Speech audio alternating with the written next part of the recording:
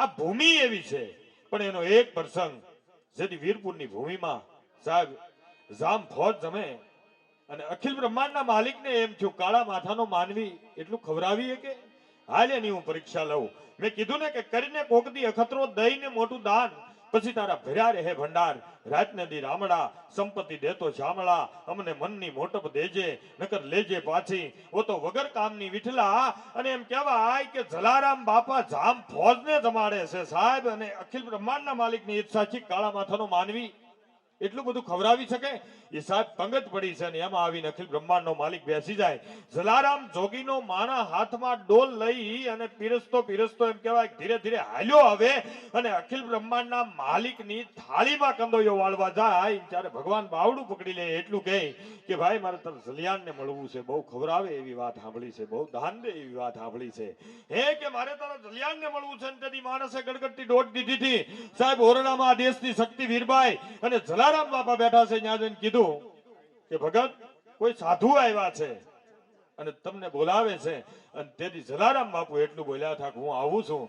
સાહેબ એ અખિલ બ્રહ્માંડના માલિક સામે આવી અને જલારામ બાપા બે હાથ જોડીને ઉભા રહ્યા અને એટલું કીધું કે પ્રભુ માફ કરજો, મારે થોડુંક આવવામાં મોડું થયું. અને તેથી અખિલ બ્રહ્માંડનો માલિક એટલું બોલ્યો હતો કે જલારામ તું ટુકડો દે એવી વાત સાંભળી છે, તું દાન કરે એવી વાત સાંભળી છે. અને તેથી ભારત વર્ષનો સંત એટલું બોલ્યા હતા કે પ્રભુ કદાચ મારું માથું માગો ને તો માથું આપી દે, પણ માથા ઉપરવટ કાંઈ ન માગતા. હે કે મારું માથું માગો તો માથું આપી દે, માથા ઉપરવટ કાંઈ ન માગતા.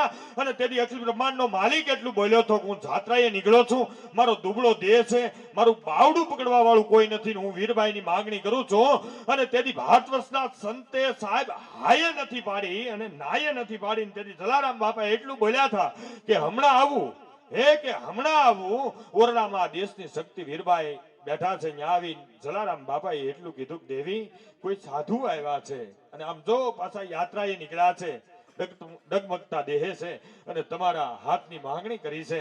અને તેથી ભારત વર્ષની નારી એટલું બોલી હતી ભગત એને કયો હું જાઉં છું, હે કે એને કયો હું જાઉં છું. ઈ સાહેબ અખિલ બ્રહ્માંડના માલિકના હાથમાં જોડીને દંડો આપી અને વીરબાઈ અને અખિલ બ્રહ્માંડનો માલિક એમ કહેવાય કે ત્યાંથી ધીરે ધીરે હાલી નીકળે. એક બે ને ત્રણ ડગલા આગળ હાલ્યા. તેથી વીરબાઈ જલારામ બાપા હમ જોઈને એટલું પૂછ્યું હતું ભગત પરણીને આવી તેદુની તમારા ઘરમાં દાસી બનીને રહીશું અને આ સંતની હારે તમારા કહેવાથી હાલી નીકળીશું. મારી કાંઈ ભૂલ થઈ હોય તો મને માફ કરજો.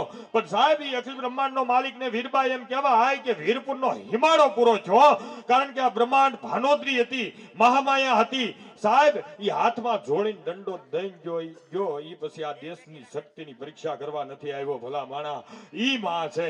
એક દી એમ કહેવાય કે બિલખાના ઝાપામાં જેથી અખિલ બ્રહ્માંડનો માલિક આવ્યો અને તેથી એમ કહેવાય કે સાહેબ એક વાણિયો અને તેથી અખિલ બ્રહ્માંડના માલિકે એટલું કીધું હતું કે હું માટી સિવાય જમતો નથી. અને તેથી વાણીઓ સાહેબ કોઈને ખબર ન પડે એમ હાથમાં એમ કહેવાય થેલી લઈ અને ખાટકી વાડે જાય છે.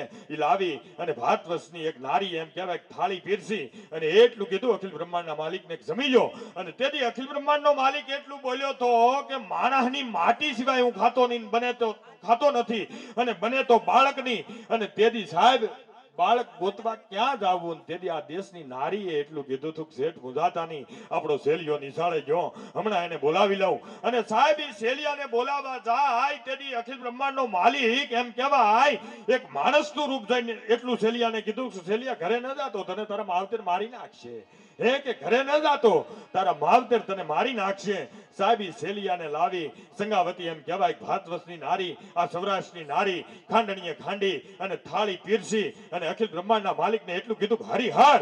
અને તેથી અખિલ બ્રહ્માંડનો માલિક એટલું બોલ્યો હતો કે મારી હારે કોઈ જમવા બેહે એવું બાળક ખરું, હે કે મારી હારે કોઈ જમવા બેહે એવું બાળક ખરું. અને તેથી શેઠ સગાળશા એટલું બોલ્યા હતા કે એકનો એક દીકરો હતો, હે પ્રભુ એની થાળી કરીને તમને પીરસી. અને તેથી સાહેબ અખિલ બ્રહ્માંડનો માલિક એટલું બોલ્યો હતો કે વાંજ્યાના ઘરનું હું જમતો નથી, હે કે વાંજ્યાના ઘરનું હું જમતો નથી. ને એમ કહેવાય કે સંગાવતીના કાને વાત અથડાણી અને કટાર કાઢી અને મારવા જાય. તેથી અખિલ બ્રહ્માંડનો માલિક એટલું બોલ્યો હતો એમ કહેવાય કે વિરાટ રૂપ ધારણ કરીને એટલું કીધું કે માગી લે.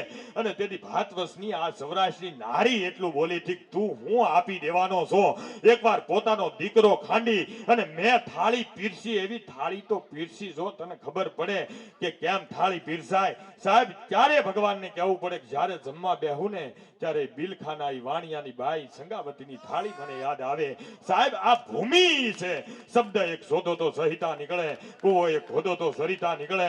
તાસીર સુધી છે આ દેશની, મહાભારત વાવો ને ગીતા નીકળી. ઓમકાર ભજન હરત પાપ ભાર નિરંજન નિરાકાર ઈશ્વર નામી. દાયક નવ નિધિ દ્વાર ઓપત મહિમા અપાર સર્જન સંસાર સાર શંકર સ્વામી.